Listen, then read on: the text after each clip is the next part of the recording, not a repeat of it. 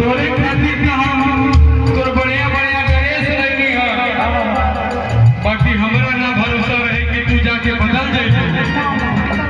कैसे कहा था कि तोरा खातिर अपना घर परिवार का छोड़ दी, अपना 4 कट्ठा खेत रहे वहां बेच दे दी,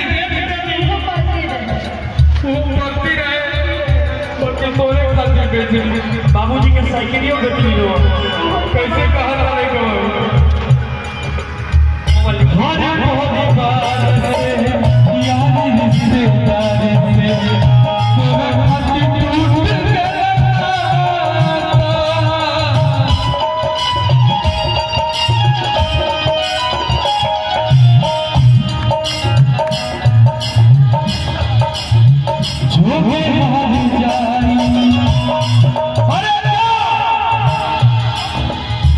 झूठे